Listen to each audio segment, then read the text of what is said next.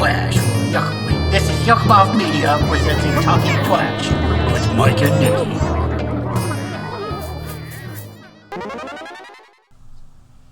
Hello, gobbies and goblets. How are you? We are good.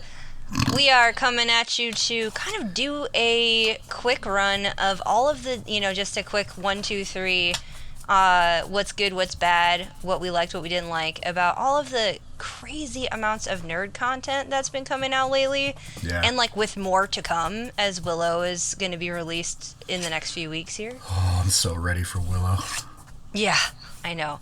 I'm just I started updating my Sorsha cosplay because I'm this is going to be the last time I can wear it before everybody makes it so much better. Yeah. Yeah. Well, she's going to be different in this show, though. She's going to be the aged, wizened Sorsha, I believe. So you still got some leeway. I know, but people will always go back to the original content and true. Pull from there. It's the same kind of thing is happening with Morpheus. Now I'm shit, I'm going to have to update that costume now. Oh, right. Because there's actually one of the pro cosplayers that I had met at the SheProp booth just did a Morpheus cosplay, and it's amazing. And I was son of a bitch! At least, though, with Morpheus, he has, literally infinite forms that we can pull from. That's true. So you can always just do, that is the perfect, I'm going to do my own version of Morpheus type of situation. That's super true. I mean, it is due for an upgrade anyway. That mask is about, or that helm is about to fall apart. Anyway. Speaking of Morpheus, so I guess that's as relevant a place to start as any, which is the Sandman series that came out on Netflix. So exceptionally good. I couldn't believe how well they did with it. You watched the whole thing. We both watched the whole thing, and I think we kind of had that same feeling of holy crap, this is the feeling I had when I read the books. And even the things that they changed seemed more correct. That's the only way I could put it. Yeah. Not better or worse. It's just oh yeah, of course that's how it's supposed to be. Yeah, absolutely. I agree. I talked about this a little bit with you, is the Constantine angle. They switched Constantine around. Oh, I mean, spoiler alert, I assume, for anybody listening to this. We're going to be talking about shows that, if you haven't seen yet, don't listen to this.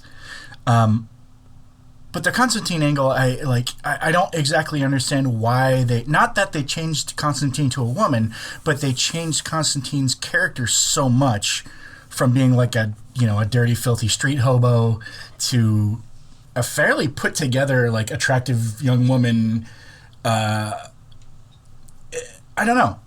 It was not a problem for me. It was the only thing that I was wonder why they did that. And you said Gaiman had something to say about that, didn't you?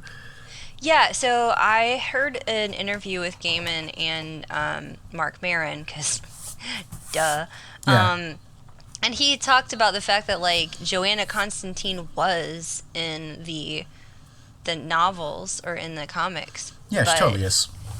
But so they just, instead of choosing to make John Constantine a woman, they're just using Joanna Constantine. They're not using John Constantine at all. So Joanna Constantine is her own character, continuation from the olden times. And he had mentioned, wanting to have some fun around the French Revolution and stuff like that. So yeah. So I think it was more, and I don't think he mentioned too much about why he made that choice. Just that they were gonna have some fun with that. Sure. Yeah, I don't have a problem with it at all. It was just the one thing that made me go, I wonder why come they did that. And you're saying that the Joanna that we meet in the beginning, is she her own character, or are you saying Gaiman said that she is the same character as Victorian age Joanna? She is, yes. They're literally the same person. Okay. Yes. Yeah. Interesting. All right. Yeah. I'm down with that. Yep. So I think they're gonna make her they're gonna just do more with that and develop that as a storyline or as a plot line, rather than trying to it's not supposed to be a stand-in for John. It's supposed to be just that. It's its own thing. Yeah, which I super appreciated. They didn't try to bite on John's steez or anything. I think if anybody would have griped or if anybody would have been a gripeable offense on that show, is if they did John the wrong way. So many nerds would come out of the woodwork. I know. I'm wondering too if that's part of it, and because he's gotten other kinds of media, like attention, even though it wasn't really John. I don't know. Right. You know, but there's definitely been other characters in other series and movies and things developed off of that. So I think I wonder if it's just trying to leave that alone. I'm told the recent Hellblazer show did a pretty good job of it, but I haven't watched it yet. Yeah, but anyway. I overall agree. I absolutely loved the series. It was gorgeous. It was so gorgeous. Oh, yeah. And given, it came out before all these other ones came out, and I was just like, I don't know how you top this. And then I saw some of the other ones. I was like, oh my God, why are there so much money? Yeah. Wow. Wow. Before we jump off of Sandman, I do have to note one thing. When I was showing this to Rosie, I was showing her the show and a side-by-side comparison with the graphic novels right next to it. And it was pretty damn close. The architecture, the actual angles that they used, there was clearly some differences, but man, was it really close. And I remember getting actual goosebumps when they got to the diner and David Thewlis, John D was in there starting to do his thing. I was like, oh my God, this is where it starts kicking in. And I'm still getting little bumpies about it, but one of the greatest performances on TV I've ever seen. So, Shane had never consumed any of this before, really. Which surprises me. Yeah, I know, right? And I think, one of the comments that Gaiman had made about this is that they figured out after Good Omens that if you make the author and the writer the showrunner, it has way better chance of people not being upset about it. And then we went back and watched Good Omens, and Shane was like, yeah. And I'm like, yes, it's really, Good Omens was great. Sandman is amazing. And I do think that has a lot to do with it. Like, he's the one making the choices. He made those choices for a reason. And also when he's the one that's like, no, we're going to go this direction with this character, how can you be mad? It's not this weird in-between space of we don't know what the author would have thought about that, or, like this person did or did not okay that, or you're, bastardizing this person's work. No. And that's why I was terrified, because I had seen all the previous Neil Gaiman attempts. Like, I had watched the BBC Neverwhere and all that other stuff, and it made me want to jump off a cliff. So I was super scared about Sandman. But man, it was so well done. Yeah, I was thrilled with it. Absolutely thrilled with it. And I think the other part of that too is that, like, I'm not even gonna get into this never-ending politicalization of all of these things that we're talking about today, and like, well, that's not how that would, like, in terms of like race and gender and all these other things, like that's its whole own thing. I remember that interview where he was like, there's only a couple characters that needed to be a specific gender or color, and then if they didn't, then everything's off the rails and we can do whatever we want. Right. I mean, ultimately at the end of the day, it's like rule of cool / rule of fun. I've heard that said both ways. And mostly about like an RPG campaign. You're like, nobody's going to ask questions if you're entertaining me. That's right. And nobody's going to make you roll for that if it was really, really cool, Yep. And it's the same kind of concept here. It's like, yeah, well, I mean, the point is to be entertained. I'm totally, I'll come back to this notion later, but it's, to me, especially because it is the author making those decisions. You know what I mean? Like, and the best thing I think is like watching all of the memes and everything else coming off of his Twitter. And like off of him trolling his trolls. Yeah. And being like, yes, absolutely, just, I don't know, handing people their own asses about like the comments they're making about his work being terrible and his decisions being poor, and that like, oh, it's never going to make any money and you lost a fan, and like all the things people always say. Yep. But it's also like he's so self-reflexive.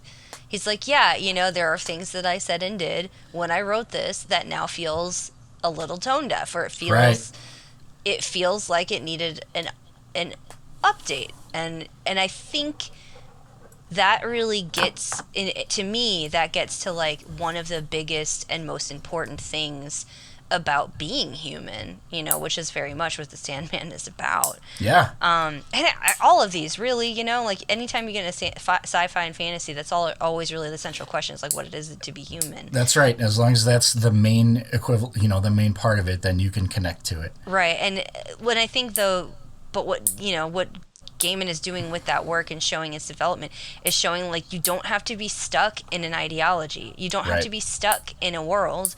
You can grow. The characters can grow. Like, and like some things time is not kind to, but that doesn't have to be you. You know what I mean? Like you don't have to just relegate it to being like, oh, my days are with the old days, or like this is the end of, or like this. You hear a lot of this of like hearkening back to the better times.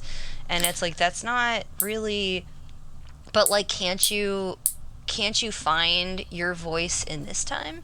Can't you? You know what I mean? Yep. I think unless you're like J.R.R. Tolkien, like you don't.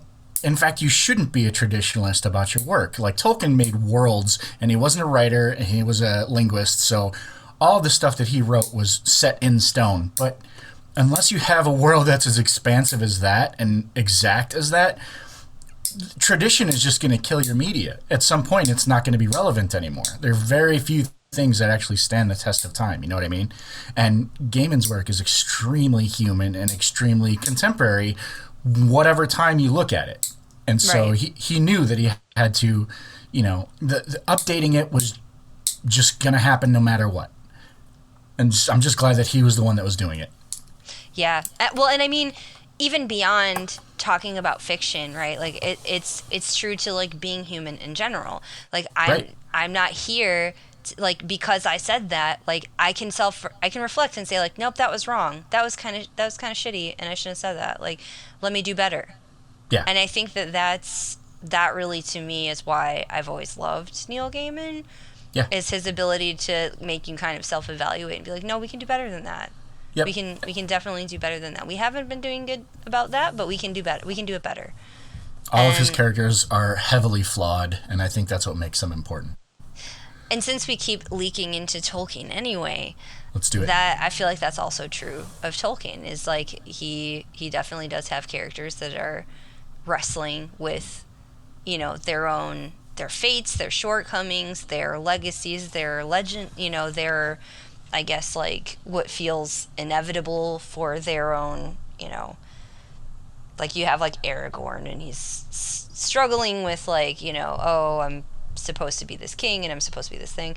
And I feel like it's a lot of characterization like that, where they're constantly having to figure out like, okay, this is what by all accounts I'm supposed to be, but how do I find that but also do things my way, or how do I put that aside and decide to do this different? Every character, no matter how small in Tolkien, is looking for their place in the grand scheme of things. Like whether they realize it or not, that is generally their underlying concern. Like, where am I going to go? But yeah, Rings of Power. Watched all of that first season. I'm already on my second watch of that. Yeah, I started showing it to other people too. Another show that was exceptionally well done that I was super worried about. Both of those shows I thought were going to be complete garbage. I remember seeing all the... I had seen a lot about Rings of Power before it aired, where people were saying, oh, they skimped on the costumes and made it look all goofy and they did this or that. And I saw none of that in the show. You said that... I remember you saying that to me and being like, the costumes, blah, blah, blah. I'm like, I don't know what you're talking about. No, I didn't see it at all. I had seen it on multiple sites that they were like, yeah, they cut corners and they painted cloth to look like male and, So I thought about that, like, because you had made a comment about that at some point, and and I think that I must have been like what you had read, and then I started looking for it really hard, and I can, and in for like what's it called? I wanted to say Noldor. That's not right.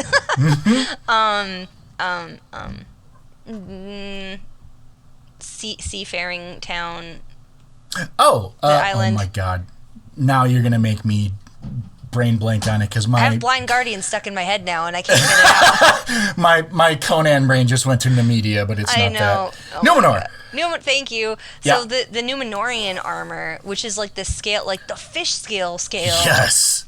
I can see how people thought that, but also like I ended up looking that up later, and it's like a real thing. Like it's legit armor. It's like a The kind scale of stuff? armor. Yeah. Oh yeah, it's sure, especially for a seafaring crew. Like nobody's going to be wearing plate mail on a ship. Nobody's going to be wearing plate mail if they're, going to war at sea. So everything, all of that made sense. And I saw no traces of what people were, bitching about on the interwebs. It was so well done. Just the architecture alone, man, if that show was on mute, I would still be having the time of my life just looking at all the cool things that were built. Like the Numenorians were known as builders, so everything was mosaic tile and specific ocean color patterns. Even the queen with she had like 20 costume changes during the course of this season. I know. I've already seen so much in the SheProp group about like people. Bet. Yeah, and I'm just jealous. I'm like, I wish that yes, I had the time investment for something like that. Her incredible like deep ocean blue scale. Oh God, that was the most gorgeous male I've ever seen. Mm-hmm. Yeah, it was some of the most beautiful costume work I've ever seen. So whoever had that issue with it can go chill the fuck out. Go back in the basement. I'm very excited about Disa cosplays. Can I just can we talk about Disa? Yes, we can. Talk about Disa? Hell yeah, we can. I told Rosie as soon as I started watching. My dwarven heart is so excited that there's like a central female dwarf. I've been waiting for this my whole life. And she is so baller, and she is so empathetic and kind at the same time. She carries that storyline, man. It's so good. The whole singing to the stone part where she actually belted it out in the mountain, I was flipping out. God, so well done. And there weren't a lot of changes. I was very surprised because I know they couldn't get the rights to a lot of the Lord of the Rings stuff. Peter Jackson had a monopoly on a lot of that stuff, but there was so much in between, like in the Silmarillion and all those notes. So that is the part of it that makes me the most joyous. Yes. Is that like it's not canon. Right. It's not this stuff that we know. And also, how smart. Even if that wasn't a purposeful decision, how smart. Because nobody really, even though people are still trying, of course, mad that it's not canon, right? Like whatever.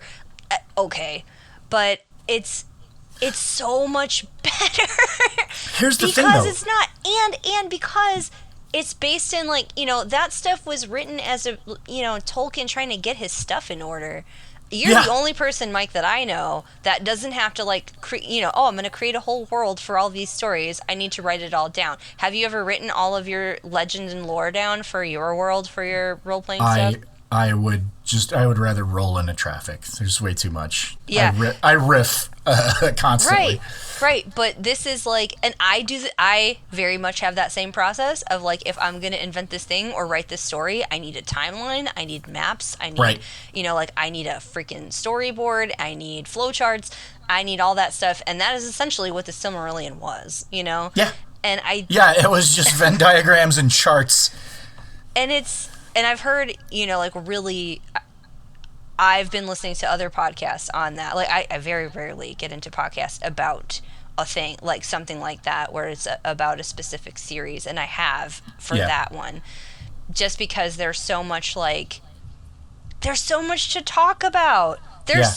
Every episode can be so many, mini theses, there's so much there. So I've been listening to this guy, it's the Nerd of the Rings channel on YouTube, and he is exceptionally good to the point where while he's talking to you about what army formations were moving and when Morgoth was fighting the Ainur or whatever, it shows maps and it has circular rings of different colors that are color coded for the races. I need to pick that up. And they're moving, while he's explaining this, they move according to the actual year-by-year timeline while this dude is talking. It is the most baller, super autistic thing I've ever seen. He gets every single detail, and he even does a little bit of the voice work. But I was listening to that. I still am listening to that just in incessantly since I've seen the show, and they're Okay, so good. I need that because I've Yep. been like rewatching with maps present because Do it. I'm like I want to see what the things are. Anybody listening to this, if you're a Lord of the Rings fan or just a fantasy fan, listen to the Nerd of the Rings YouTube channel. That guy is great. He even does actual, like, he's so good at it that he's got interviews with actors from the movies and from the show and everything. So he's proper. I need to. I guess like this is one of those times where like you should give props to the things that you're listening to.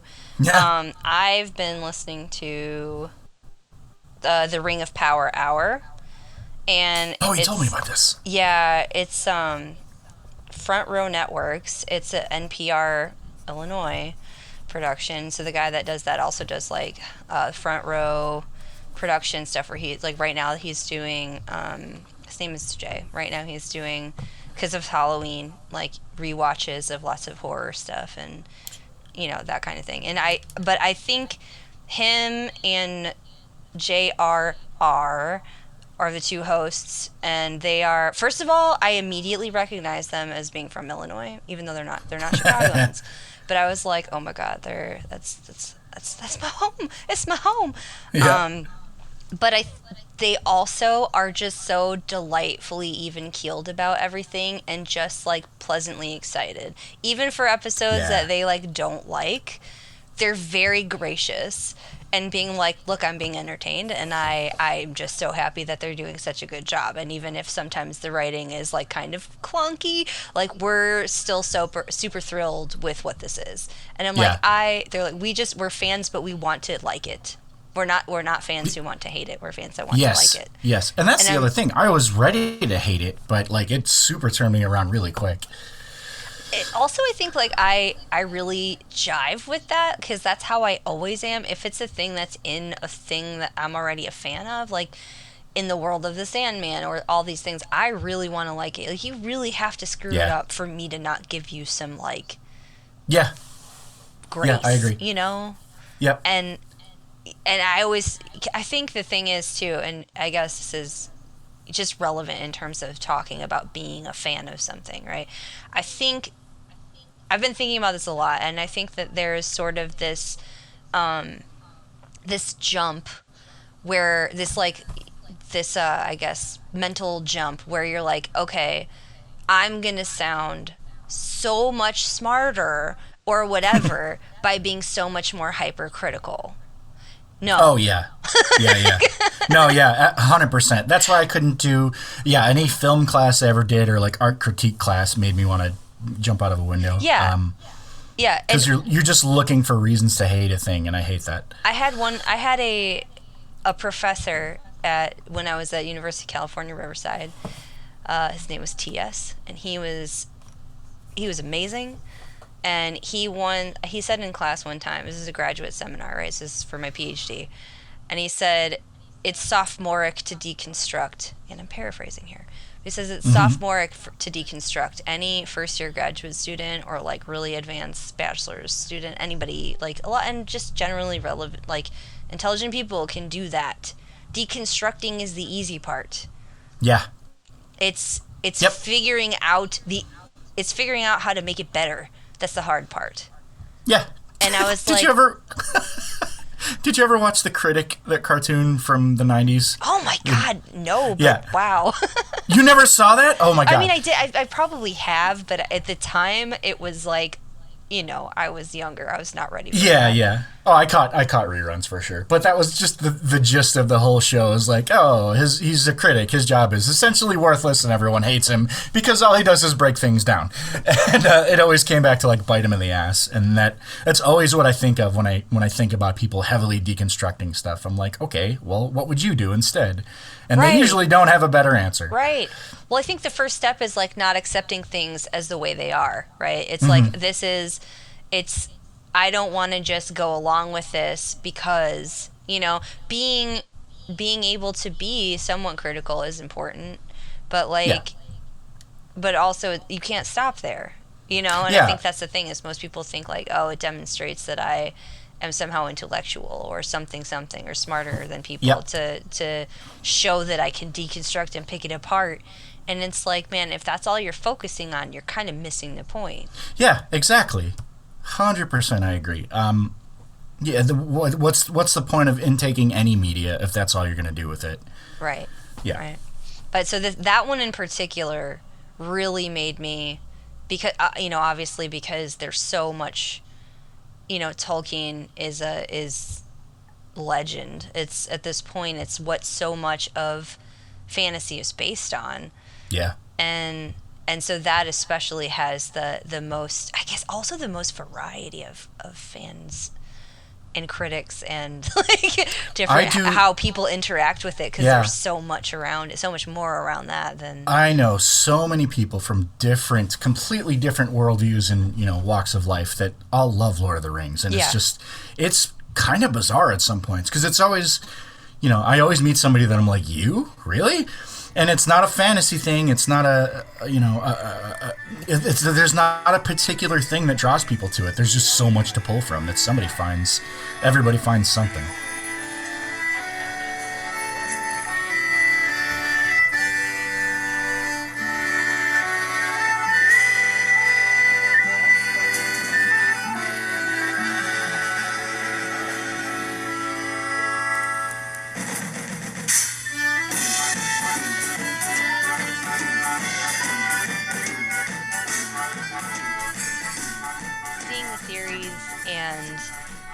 like being able to pull the piece, because like a lot of people, if you've gotten really into Tolkien, you're like, I've picked up the Silmarillion and then put it back down, and I keep meaning to go back to it one day, but I'm not sure that I can. Like, in my copious spare time, I might do that again, but I will never get off the horse of saying, if you like Lord of the Rings, don't read the books, watch the show and watch the movies, because it's a much better experience. And yet, unless you're like a doctoral candidate and you need to write a thesis, the writing is not good.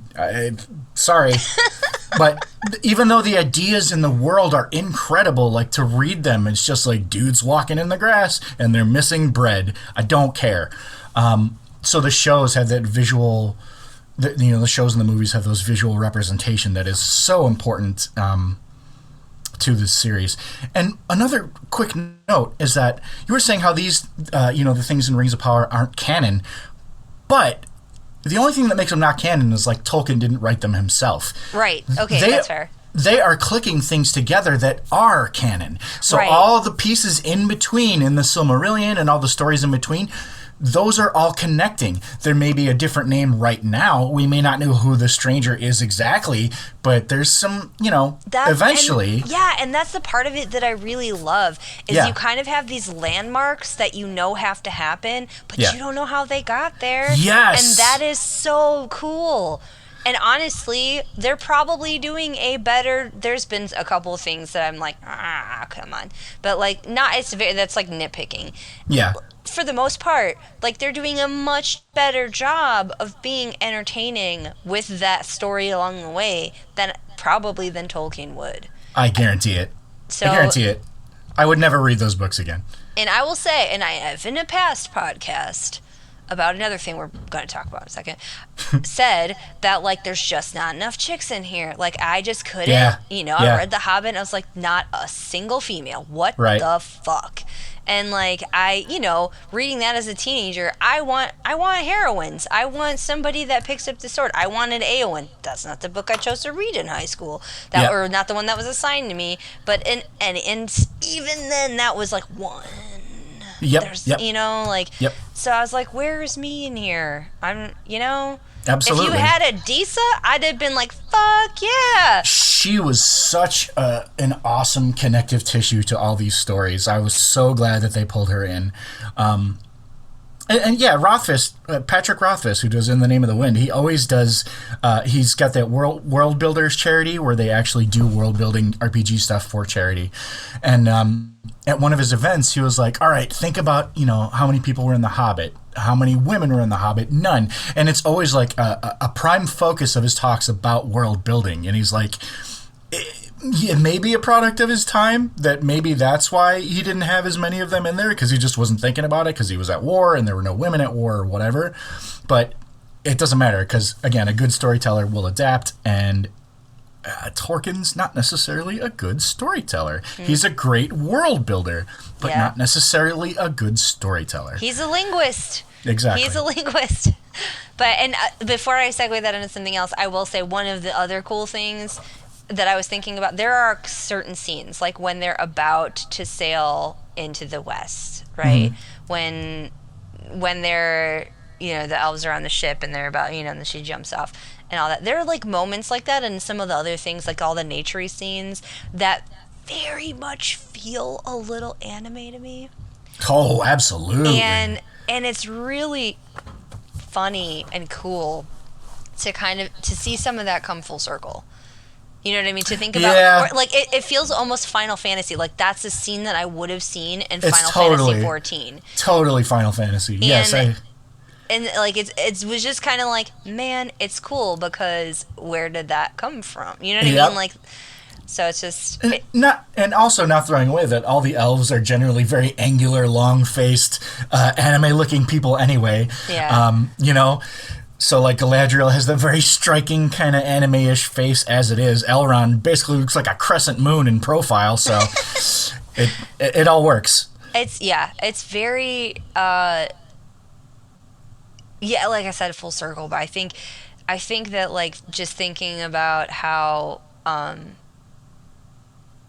stuff is kind of, like, reflected back, or how this world looks different now, because it's happening, and like if they had tried to do something like this 20, 30 years ago, it wouldn't have been as cool, because now it's being influenced, like the sort of one of the tomes of fantasy is being influenced by all of these other fantasy, like, aspects of fantasy that have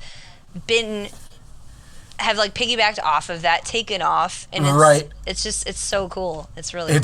It is the Mobius strip of fantasy where it all just came back. And I was also really surprised by how well they did their own thing in the show, while still kind of acknowledging what Peter Jackson laid down without completely ripping off of him. Oh, yeah. Like the orcs looked just like orcs should. Everybody had the right kind of feel to them for the books and those movies to kind of tie it all together. That was one of the other things I wanted to say. I loved, like, I think as an archaeologist, one of my favorite things about the show, and I've told you this before, is how, in my mind, I feel like they thought through the evolution of, like, where they are in the Third Age and where they might have started in the First Age, and how they got where they are now. Like, the orcs in The Hobbit are not the same as they are in Lord of the Rings. Right. And they are so much, and in this one, they're almost more like Uruk-hai in some ways, except that they're still very, like, light averse and all kinds of other stuff. But they are, like, they're more elven looking. Like and more like the armor and the things that they have on and the way that and I feel like it's that for all of them. Like, it's like that for the elves. I feel like it's like that for the Hobbit, the Harfoots. Like, Harfeet, I love that. Yeah, like them being sort of like, this is how they were before they settled, and like, we're seeing all the proto lines before we see the quote unquote current day ones when we look at Lord of the Rings. And I think that especially like thinking about archaeology and culture, and like, that's just so cool. It's so cool for me. Yeah, and like I was thinking about that too, looking at the orcs. I'm like, something is tipping me off. What's different about them? They look super similar, and then again, Lord of the Rings, the Uruk-hai were like Saruman's bred orcs that he like made. Right. So these were the ones that were just kind of figuring out where they were in the world. They're an actual society, whereas in Lord of the Rings, they were just armies commanded by, either Sauron or Saruman. So there's still a culture in the Rings of Power, which I think is super fascinating. Yeah. And, like and this is lifted from other things I've listened to lately. But thinking, because one of the things that really it made me think about was like, how are orcs made? Where did they come from? Because I kept getting it confused with other legend lore, that kind of stuff. And then I remembered, okay, Uruk-hai are different. They're bred, but it's like, the goblins and orcs and all the things. But orcs originally were elves that got dark and twisty because of the influence of Sauron and the influence of, I guess, Mordok before that. I was going to say, this is Morgoth and Fëanor even before that. You got to listen to those. I said Mordok. Mordok? Hordak? Dude, what? They need to stop making these names all the same. Anyway. Wait, Hordak is the She-Ra guy, isn't he? Yeah, I don't know. I said Mordok, though. I don't even... Mordok? Yeah, Mordok. I don't know. Anyway, Morgoth. But anyway, yeah, like that's how orcs came about. And if you think about that, like there had to be an elf in there somewhere. And I feel like these orcs are more upright. They're more bipedal, less hunch over. They look, various levels and varying degrees of corruption, decay, and looking like whoa. Right. But I never got the impression that they were like savage as much as they were willfully malicious, if that makes any sense. And just even in terms of like how they look, even the ones that are supposed to be the most fearsome, they don't look like the white orc, or like the like that one that was like, in Lord of the Rings that took Osgiliath. That guy that has all bubble face and look like, you know what I mean? Yep.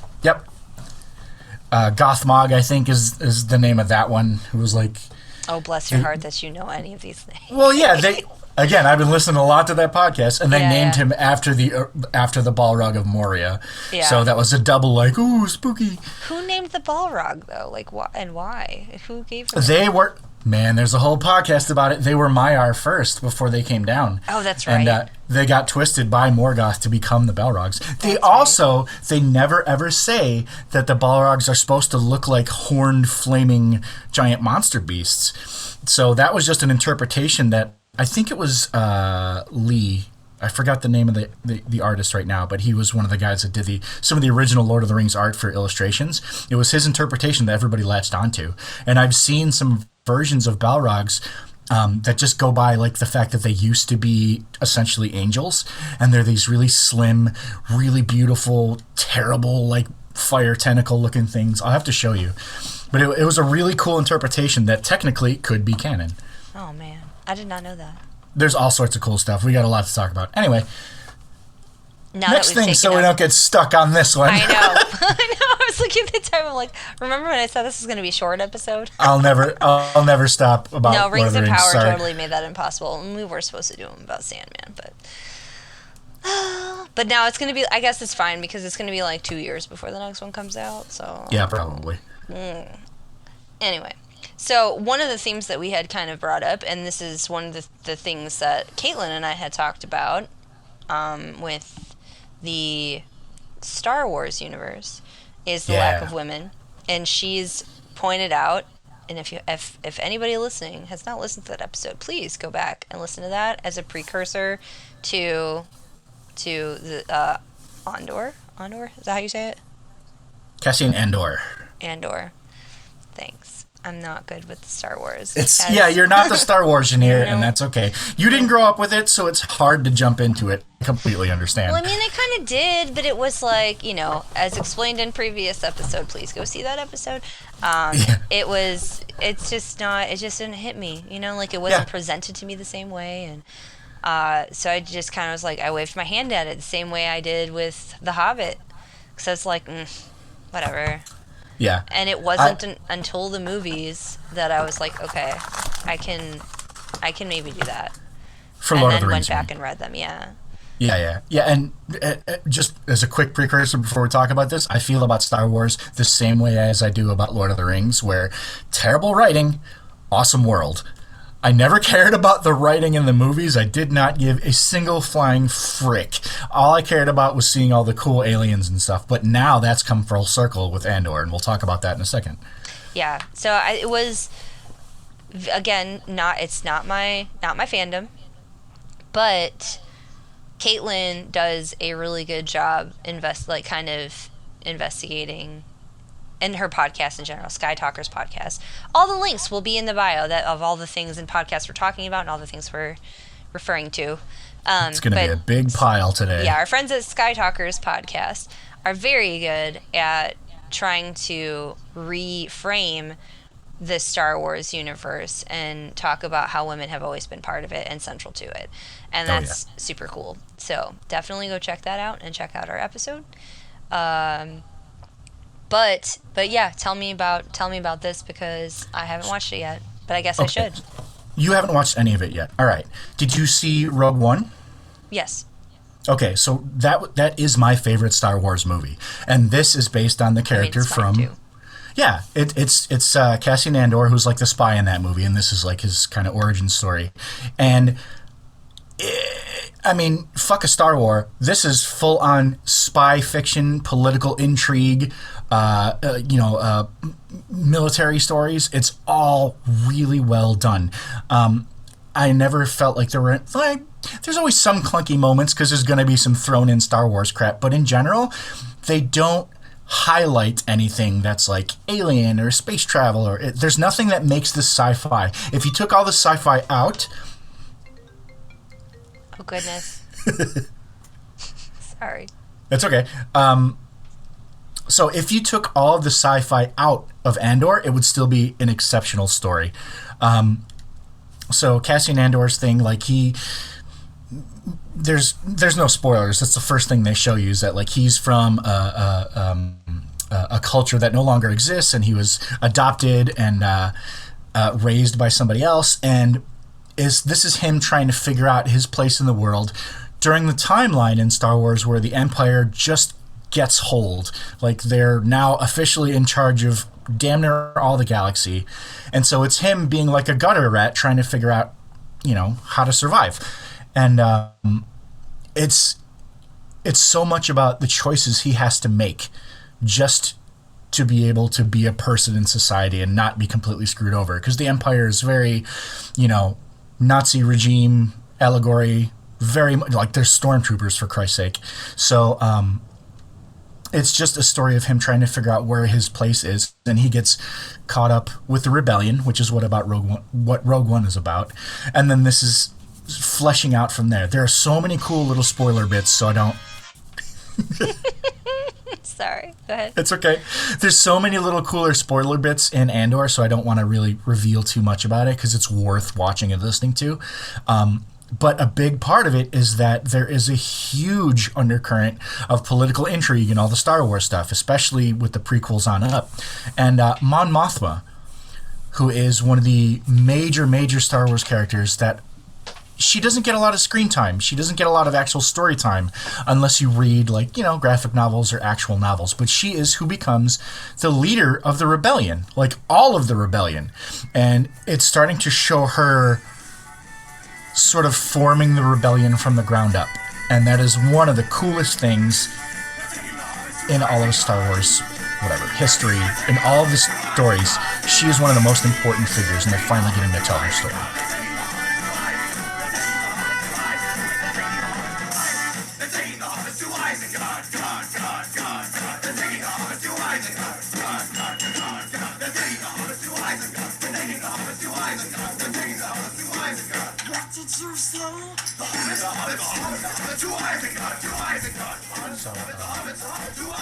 It's really worth watching just for that. And we're only on, I think, episode 7 of, I think there's going to be 10 episodes. So you got a little time to catch up before it actually finishes the season. Is Wee Rosie? Wee is everybody I've been showing this to. Rosie hasn't watched it yet, actually, because she hasn't seen Rogue One. Anna has watched a little. Anna's boyfriend, Sam, is my definite Star Wars buddy on this one. We've been writing back and forth every time we watch the show. But we are in agreement. I think this is the best Star Wars media, video media, that has ever happened. Well, I may actually have to watch it then, because I did like Rogue One. Yeah. And, you don't have to be a Star Wars fan to like Andor. You just have to like good stories. I mean, I'm not. It's not like I don't like Star Wars. It doesn't hold my attention the same way that other things do. That was just for anybody listening. If you don't like Star Wars, this is a great place to start. So, all right, cool. We got Sandman, kind of. We got lots of Rings of Power. We got some Star Wars, and... Did you do She-Hulk? Oh, no, we haven't. No. We're not getting into that universe right now. We're not? Why? Because, first of all, I haven't seen it. Okay. And I don't know that I will. Oh, you really should. Okay. It's great. That's another one that, like, I really am not... I don't know. Marvel... I have another friend that has a Marvel podcast, so maybe I'll bring her. Actually, they've talked about trying to do a joint episode with them, so maybe we'll revisit She-Hulk with them at some point. I'm cool with that. And just like how Andor is, you can do, you don't need Star Wars. You don't need Marvel for She-Hulk either, because it's basically a lawyer show. Yeah. More than anything else. We'll see. The last one is... House of Dragons. Yeah, I'm on episode 6, I think, so I haven't gone all the way through it. Oh, no. Okay. You've done the whole thing? Yeah. Okay, don't tell me shit. I'm binging it actually night by night, so we can. Maybe we'll circle back to that one in She-Hulk. Yeah. And I think every so often we'll just do an update of like, here's all the nerd things and our not so hot or hot takes on the various things. I've actually been starting to force myself to watch more TV and movies, like at the end of the night, just kind of cool down and watch some shit. So I'm watching a lot more series. Yeah. That one is. So I'm right when Viserys is starting to get sick and barfing all over the place. So I'm sure he's going to get the mask soon. Cool. All right. Well, then we'll put that one on hold, which is fine because we've talked a lot about other things and. That leaves us another podcast episode to talk about that, and then I can catch up. I'll meet you halfway with She-Hulk. You finish that, and I'll finish She-Hulk, and we'll get back if you don't like She-Hulk, that's fine. Just watch like 3 episodes, and if it's not adorable and fun to you, then don't bother. Okay. I really liked it. It's not like any other show I've ever seen. Well, that wraps up this content portion of things. I think talking about what's up for us next... which is, I guess we're going to do another podcast at some point about She-Hulk and House of Dragons. And at that point, we'll be talking about Willow also. Yeah, baby. So there's that. We're going to have to catch up about my Halloween party and your Halloween party and the game. Yep. And...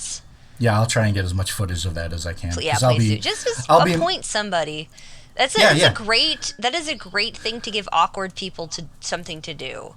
Absolutely. I'm going to do it because I'm going to be the one judging the actual game. That's so fair. I'll be able to run around and get pictures and stuff. Good. Just make sure people get pictures of you also. That's the thing that I always like gets left out is if you're the one doing the thing, then there's no pictures of you doing the thing. It's a good pointer. Yeah. And I would say the other thing is like after this, we're going to have to transition to the holidays. Yeah. And we are talking about opening up a Trashgoblins store. Yeah. And maybe having some stocking stuffers for people for the holidays. They're already in the works. Sweet. I can't wait. I have no spoilers. I know. I have like ideas for things. I'm like, hey, I don't want to make this, but can you make it? Yeah, we'll have a merch discussion. Yeah. So keep an eye out for that, listeners, goblets, for Trashgoblins store. Like I said, we will post. We've discussed a lot of different things on here. We're not going to give you links for all of the shows that we talked about because get a life, but also right. but also we have I've referenced SheProp and one of the cosplayers there whose name I can't remember, but I'll put her info in there. We'll talk all the other podcasts for sure. We will tag and put in all the things. Absolutely.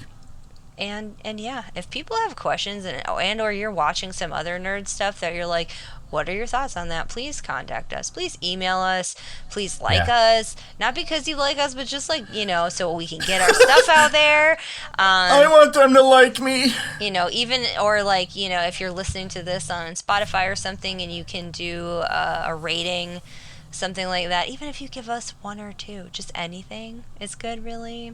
It helps us push our stuff out to other people who we are desperately trying to get to. And it's not because, we need that many likes or anything, but surely our people are out there somewhere. There's only so far our Trash Gobbies flag is going to take us. We need people to expand to what's it called?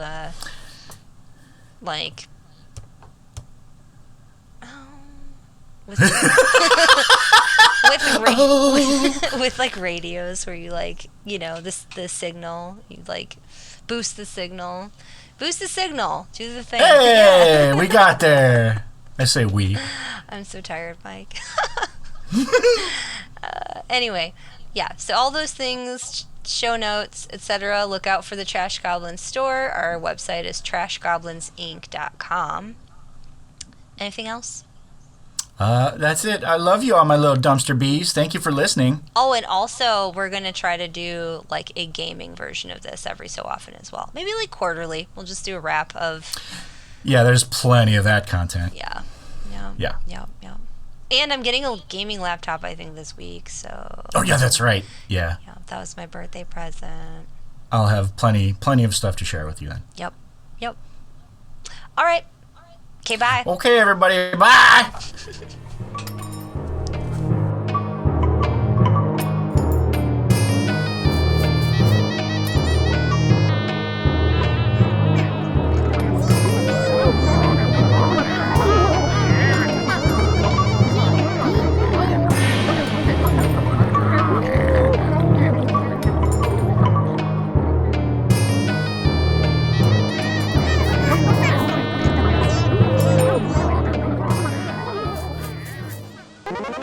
This has been a production of Yuckmouth Media.